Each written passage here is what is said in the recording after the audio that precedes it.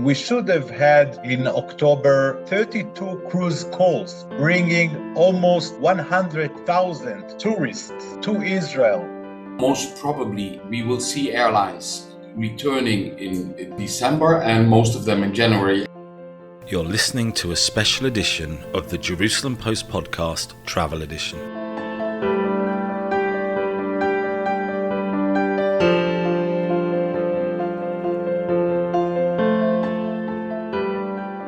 And welcome to another special edition of the podcast with Mark Gordon and myself, David Harris. And we want to say a big thank you for the response that we got to the previous special edition following the launch of the Hamas invasion and the Gaza war that's being fought right now. It was always a difficult decision as to whether we carried on podcasting during the war or we left it until after the war. But personally, I'm very happy that we got the chance to sit down to talk to people about what's going on in Israel and to pay tribute to Bar Tomer, who was killed in the war. We've decided we're going to go with another podcast, still focusing on the effects of the fighting that surrounds where Mark and I are sitting right now in Israel, but from a different angle this time. It's about a week since we sat down and recorded the last podcast, and I don't know what you think, David. I've started to feel a bit of a change in Israel. I think people are still mourning. People are still very concerned about the war. Israel has taken control of northern Gaza to some extent. People are starting to think about, what am I going to do in December? What am I going to do in January? Because of the phenomenal actions of the Israeli Defense Forces, hopefully, I'm not tempting fate, but the number of rockets coming into Israel from the south, at least, has diminished demonstrably, and therefore people are returning to normalcy. In fact, I just came from where I work my day job, and I was chatting to a colleague, and she says, the truth is, just before the war started, I booked a skiing holiday to Austria at Christmas, and she said, now I'm actually thinking about going on that vacation, which is something she would never have dreamed of saying just 7 days ago. And I've got two colleagues this week who told me they wouldn't be in next week because one's going to America and I think one's going to London. I think people are starting to take flights that they'd booked before the war, and whereas there would have been a trepidation to do it maybe as little as a week ago, I think people are now, if I've got that flight booked and the flight is going, let's do it. In the last podcast, we looked at foreigners coming into Israel. This time, we're going to look at Israelis and others leaving Israel. And for those that listened very carefully last week, at the beginning, we promised you a story of rescue from Israel, but we never actually told that story. We're going to tell that story along with looking at the cruise industry and how cruising out of Israel and beyond has been affected.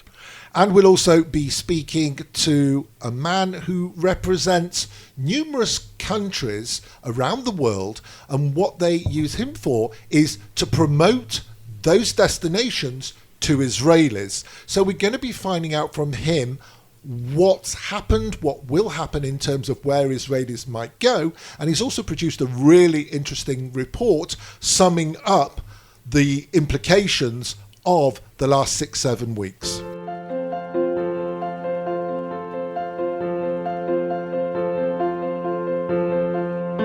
What was the last trip we took, David? Oh my gosh, no, it wasn't Latvia. We did another one. Slovakia. Yes, it was Slovakia. There was about 3 weeks between us going to Latvia and Slovakia. And that was in the summer, and since then we haven't travelled. Generally, when we go travelling, we're asked to go travelling by a country's tourism board. And they will have a representative in Israel, either from their own country or they'll be using an Israeli company. One of the leading companies in Israel that deals with this area of tourism marketing is Terra Nova. It's based in Tel Aviv, and we're about to hear from its chief storyteller and founder, Dov Kalman.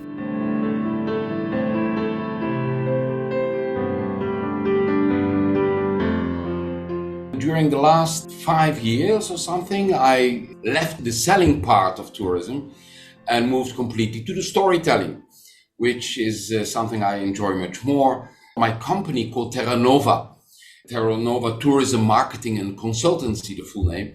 We represent tourism destinations and tourism brands like Thailand, which we represent for the last 20 plus years, Abu Dhabi, Hungary, Austria, etc., many more, and hotel chains. And actually what we are doing is telling the story of those destinations. We share their uniqueness, be it through the travel trade or directly or to the final consumers through media.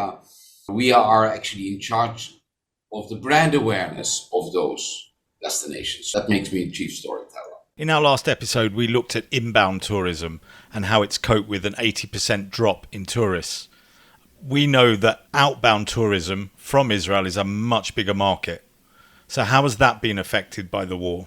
If I'm not mistaken, we are something around 1/3, even less, of regular traffic of before the war, which is still a respectable number. I mean, if you take into consideration that we have 360,000 Israelis in reserve duty and another 200,000 who are kind of refugees in our own place, and so many people whose regular life has stopped since that horrible 6th of October. There are Israelis who travel for business or family reasons. There are family Israelis who need a break.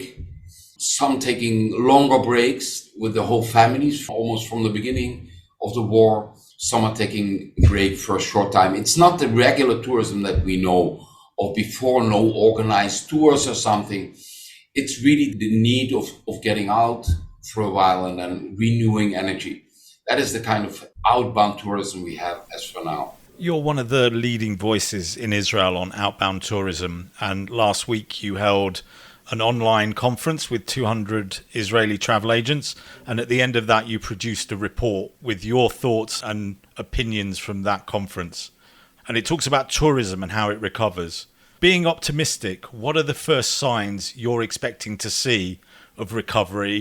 And is there any sign that it is starting to recover? I had a few phone calls today with some of the leading tour operators, and I asked them that second question of yours, what is happening right now? I was kind of surprised to hear that they start seeing already a move. It's slight. It's not, of course, not the regular numbers that we know, but there is an increase of bookings, especially towards Pesach and afterwards. The word optimistic is, of course, the correct one. If you are in tourism, you must be an optimist. You choose for a profession of light, so you can't really be a pessimist and be in tourism. The business itself in Israel, dealing with inbound or outbound tourism in a country like Israel, either you must be out of your mind or you must be really an optimist.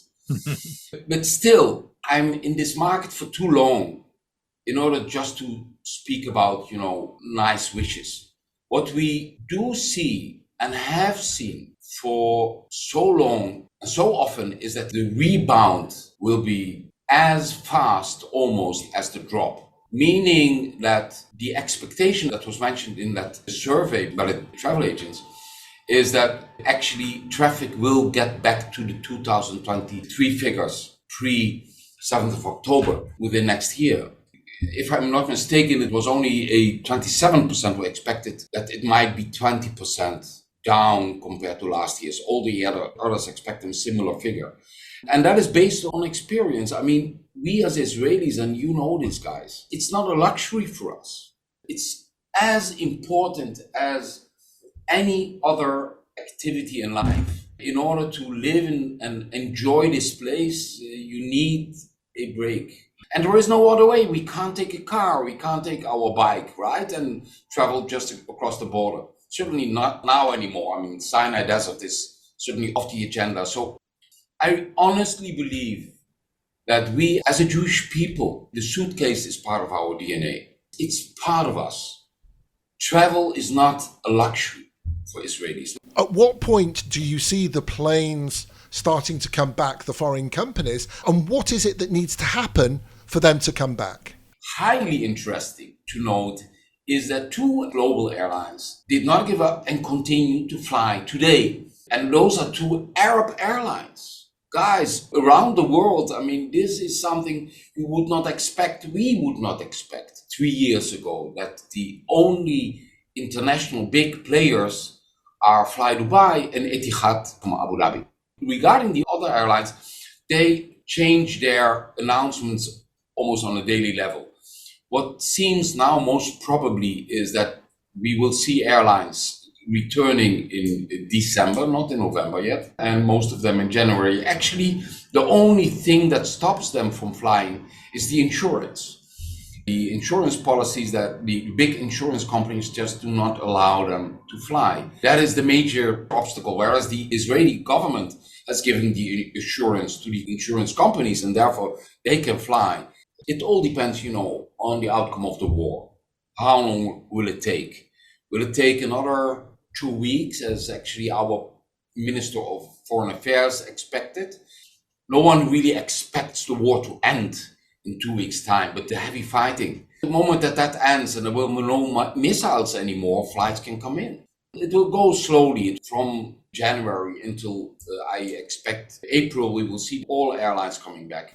You mentioned Sinai as a destination that no one will be going to at the moment and will be very slow to recover. Which destinations do you think will be more popular after the war and which will see a drop in their numbers? I'm quite sure that Turkey will take a long time. That will take at least 2 years before we will start seeing serious traffic going back to Turkey. That doesn't mean that Turkish Airlines is a different story, because many Israelis use Turkish Airlines to fly all around the world. As regarding the other destinations that will gain more traffic, highly interesting, is that we see in all surveys, actually, not only ours, we see that Central East Europe will be the big winner.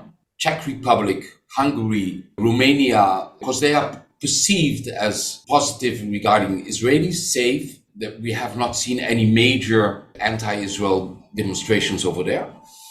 Another destination that will most probably enjoy the decrease of traffic to Turkey and to Morocco is Thailand. We see, by the way, this is also an interesting phenomenon. Did you know that there has not been one single cancellation of any El Al plane to Bangkok? They continue to fly on a daily level. It's sometimes even 2 flights a day, sometimes even to Bangkok and Phuket on the same day. And that's very strange since you don't see any advertisements. It's kept quiet. People don't put it on Instagram, don't regard it as the proper time, but they still travel as families, as couples to destinations like Thailand. I took part in the WTM, the travel fair in London, and there it was announced we had a number 1 in the Mediterranean to a destination like Thailand. We are number 5 worldwide from Europe, Americas, and Africa in real numbers, not per capita. These are amazing numbers. And this will continue, and we will see even a new phenomenon, which I called compensation tourism. You will see that traffic to those destinations that are not regarded as biased and are regarded as safe, you will see an increase of traffic in 2024. I think I was listening carefully to your last answer, and I think you didn't mention the United Arab Emirates. Will we see continued growth there? How will Israelis feel about going there? The reason I didn't include it in my previous question is actually it's a story on its own. This is an amazing story. They are losing money, these 2 airlines, and they continue to fly. I am completely convinced that the traffic to especially Abu Dhabi, there will be no negative impact on Israeli outbound tourism too. Safety is assured. And the story of coexistence, it's not only storytelling, and they do it. They keep their words. Your company works with destinations to make them attractive to Israelis. What should those destinations be doing to talk to Israelis now while there's little or no travel? That's a great question. And of course, respect the sensitivity that they are in. They cannot come up with the kind of campaigns that we would prefer and like to see. The game is complicated. I do believe destinations should remain in close contact with the trade as well as with the consumers. They should show their empathy. They should be there be even if it's not billboards all around the country. That's what I call emotional marketing. The relationship between the audience and the destination is much more than nice beaches and great shopping. It's a feeling that people will need to feel to be welcomed guests, to receive a warm welcome and to be received in safety. And that message is a message you can't stop. It's a message that we have to continue, and we do. Dov, you're the first chief storyteller we've had on the podcast after 70 episodes. Thank you for coming on, and hopefully we will see you again soon. Thank you so much. It was a great privilege and honor, and we'll meet in one of the exciting places that we are so happy to represent in the market. Thank you so much.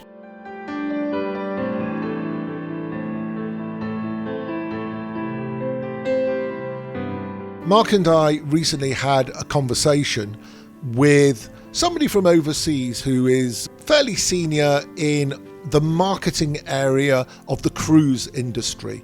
And we were talking with her about all sorts of plans that she has, that we have in terms of promoting cruising around the world, but in particular, cruising from Israel in 2024. One of her clients is somebody who has been on our podcast before. Every year we like to present a cruising special, and our first cruising special had Zohar Rom, who is the head of cruise and tourism at Haifa port in northern Israel. As a result of what happened on October 7th, there have been major shifts in plans for cruising from Israel in 2024, obviously for the negative. So we talked to Zohar about that and other issues around the cruising industry in Israel in the wake of the war. Unfortunately, October and also November are the prime months of income tourism with cruises. I mean, we should have had in October 32 cruise calls of huge ships bringing almost 100,000 tourists to Israel on those ships, because during the summer, those ships are mainly in Western Mediterranean, in the Northern Sea, the Baltic Sea, and then the weather get cooler in those areas and they want to come to us. This year, October, should have been the busiest by far month of the year. And basically on the 7th of October, during this crazy Saturday, we had a huge ship of Holland America docking in the port, just starting to take the excursions to the northern part of Israel when all this craziness started. And then, of course, they had to come back and they left at 8 p.m. On top of stopping all the home porting activities, we also, us as a port and Israel as a whole, lost a lot of tourists in the short term. Of course, it will be a big effect also for the long term. 2023 ended brutally, I would say. When we were talking earlier this year, we were talking about 2024 being an even bigger year. There were more cruise lines that were going to home port out of Haifa. What was actually going to happen in 2024? Who was coming? Basically, 2024 was supposed to be very similar to 2023. We should have had Royal Caribbean coming for a shorter season, have MSC and Mano and a little bit of Norwegian. The big change will come once we'll open the new terminal in 2027. And until then, more or less, we thought we will see the same pattern of operation. We anticipated an increase of about 10 to 15% in the incoming tourists coming with cruise calls. But in terms of home port, I think that 2023 should have looked like 2024. We are aiming more to a big change in 2026, 2027, but now things might change. One of the unusual things you had to do once the war began was to evacuate people. Tell us about the evacuation cruise, to use a strange word, to Cyprus. First, we had to bring back Israelis that were on ships of MSC and Mano Cruises and the Rhapsody of the Seas. So in the first days after this Saturday, on Sunday and Monday, Israelis came back through Haifa port. And then we were connected by the U.S. Embassy in Israel and the Foreign Affairs Department in the United States saying, probably they have tens of thousands of Americans living in Israel that should be evacuated as soon as possible, and there aren't enough flights to do it. So they are bringing Royal Caribbean ship, the Rhapsody of the Sea, same ship that did the home port in Haifa, to take those Americans. So, of course, we had to prepare in 2 days ourselves for this evacuation with a lot of uncertainties about the specific time that it will happen, the number of passengers that will arrive, their names, cabin assignments, everything should have happened very quickly. But I remind you, we have a very good connection with the operations of Royal Caribbean, so we know each other very well, and we know to adjust ourselves and to be creative. So we did it, and I was shocked about how the US press were so interested in this story. I mean, I never had on the pier of Haifa, CNN and ABC and NBC and Reuters and AP and AFP and everybody together doing live coverage for hours. But it was very interesting to see that not so many Israeli Americans, American citizens, etc., that lives in Israel wants to leave Israel. This was quite a happy sight for me because at the beginning they talked about maybe 5-6 sailings of this big ship out of Haifa. But once they had this one evacuation mission, they saw that one ship is enough to take people to Cyprus. Whoever wanted to escape maybe found a flight earlier, and all the others are happy to stay in Israel in this crisis time. Is there any cruising? Are Mano still operating, MSC? And who is coming back in 2024 at the moment? It took very few days for everybody to understand that 2023 is over. Even Mano stopped because we know the situation in Israel and the mood in Israel. It's not a mood for Israelis to take vacations, even if they can financially, etc., if they have their spare times. No one is in the mood for cruise because cruise is fun. Cruise is a nice vacation. The mood is quite somber, obviously. So it was very obvious for everybody that it's going to stop very quickly. Of course, all the cruise calls of tourists stopped for the coming month. We should have had a beautiful winter season with Celebrity, the nice brand of Royal Caribbean, not going out of Haifa, but calling Haifa every few days during the winter, which should have been the first winter season that includes Egypt also. And it was very experimental, and we all waited for it very much, but it was cancelled, obviously. I think what we are going to see in 2024 after Royal Caribbean already announced that they are not calling Haifa as a home port next year, we're going to see Mano. We hope coming on April for a full season, and we really hope to see MSC coming with the MSC Musica as scheduled, and hopefully and probably and maybe taking more Israelis than they took in the first 2 seasons and allocate more places on the ship for Israelis, understanding that for tourists it will be much more complicated to market in the first few months of the spring to bring the huge number of tourists that they used to bring every Thursday to Israel. And probably and hopefully they will take more Israelis because we are all Israelis and we know how it works in our market. And at some time in the near future, hopefully it will boom. And people will want to fly out of Israel with airplanes, will want to take cruises out of Israel, and the demand at some point will be very high. I think we'll have to see when the crucial part of the war is ending. I mean, for this to happen, I can predict it should happen until the end of December for such operation to take place, because at some point cruise lines have to find alternatives, for the ships. They don't want the ships to stand. And about cruise calls of incoming tourists, I think it's a matter of 4 or 5 months after the war ends that we'll see them back. I'm happy to say that a lot of cruise calls weren't cancelled up until now, even for the springtime. Hopefully that it will be quiet in the coming 2 or 3 months. When we had those small rounds, as we say in Israel, with Gaza, everything ended in 4 or 5 days. Then a week after it, cruises came back. They understood how it works. Now, of course, everything looks much more severe, so it will take more time. I really hope that at least we'll have the fall season of 2024, which is again booming with cruise calls. So 2027 is the big year, Lord willing, with a new purpose-built passenger terminal. That's something that you're working on now. You've brought in the designers to bring that work. Can you speed that up to take advantage of this quieter time to help move that process forward?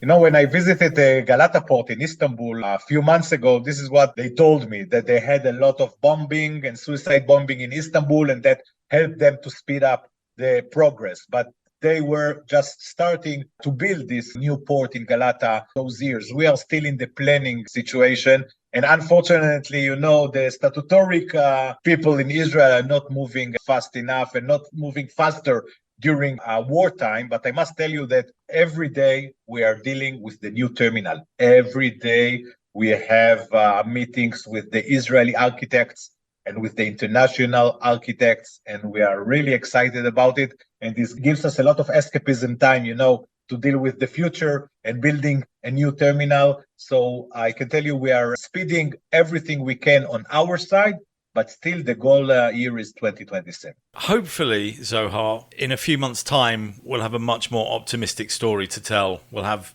more clarity about what's happening, and we'll start to see whether MSC are coming. We're pretty sure Mano will be there, and hopefully we'll start to see Haifa on the agenda as a home port in 2025.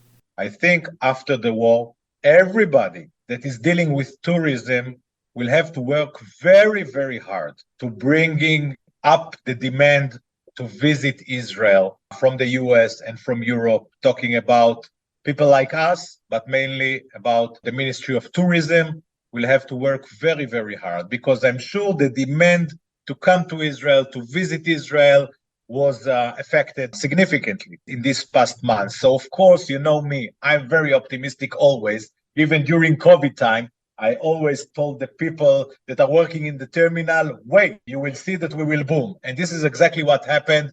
We saw this boom just after COVID. Now it's more of Israel problem, not a global problem. So Israel will have to spend also money and a lot of efforts to bring the demand to come to the Holy Land fast and growing fast. And of course, I'm optimistic, but everybody will have to work very, very hard. I know myself that we have during April Cruise Global Convention in Miami, and I'll already prepare myself and prepare all the ship agent and the shore excursion managers and the tour operators that we will have to work very, very hard to bring this business to climb back to what we planned before this war. With people like you on board, I'm sure Haifa Port will shine through all of this and continue to grow. Zohar Ram, thank you once again for your time. Thank you.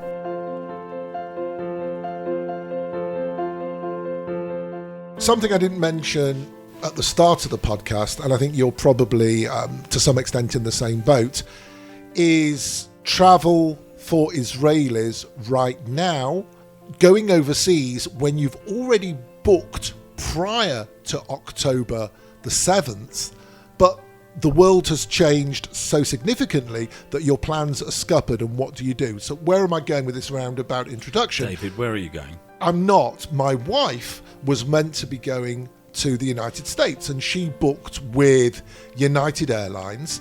Earlier this week, when we were recording, and we're recording this the middle of November, you sent me a news article saying that United Airlines had decided to resume flights to and from Israel. A day later, United Airlines published a denial saying that they weren't resuming imminently. That's as we stand right now. By the time you listen to this, things might have changed. But that's the type of thing that those people who need to leave Israel to visit family, whatever it is, are having to deal with right now. I'm sorry for sending you that story about United. The PR company got ahead of themselves. But I don't think the PR company would have said anything if those discussions weren't happening at United. They're not going to make that up. In my day job, I occasionally get involved with people talking about international travel advice, whether it's safe to come to Israel or not. That is regularly up for discussion, and I think that will be the trigger to airlines coming back. Once the travel advice says you can come, but be aware, as opposed to only come if it's essential. Then I think some of the insurance companies will give permission to the airlines to fly. It will be very, very interesting to monitor, to watch which airlines are the first to jump in, which are later, how much of that is financially based. Remember, in our last pod that one of our guests, Mark Feldman, says that these companies don't do things for love, they do it for money. So we'll see which ones come in first. But also there is, of course, the political element, and it will be interesting to see those countries that are being more outspoken regarding their relationship with Israel, at what point they come back in. And we should take note of the fact that some airlines are currently travelling to Israel. Some stopped and started, and some never ceased their service. All of the Israeli airlines are travelling, but to a more limited destination set. And you have other airlines like Uzbekistan Air, Bulgaria Air, Fly Dubai, Etihad, and some smaller airlines out of Romania and a couple of other countries. Cyprus in particular, Moldova, I think. So those airlines are still travelling. So that will be the real trigger to everything restarting. Before we say goodbye, we want to say thank you to Dov and Zohar. We'd love to hear your comments on this podcast. You can do that by finding us on social media at MarkDavidPod, or by mailing us markdavidpod@gmail.com. Hopefully, but we can't guarantee it, the next time you hear us will be some of our pods that we recorded before October the 7th. We have one or two recordings that we haven't released, and I really hope that we're in a position where we can share those with you. So if you haven't already subscribed or followed, please do. We try, certainly in normal times, we bring you a podcast once every 2 weeks, and hopefully, as Mark just hinted, the ones going forward will be back to more of our normal podcasts, where we can talk about travel, about destinations, and about bringing joy and a breath of fresh air for all of us, despite the difficult times. Your feedback does mean a lot to us, so please keep that coming, either on social media. We have a Facebook page, we're on Instagram, we're on Twitter. Just let us know what you think. For now, we say goodbye, and we wish you good health and only good news. Goodbye.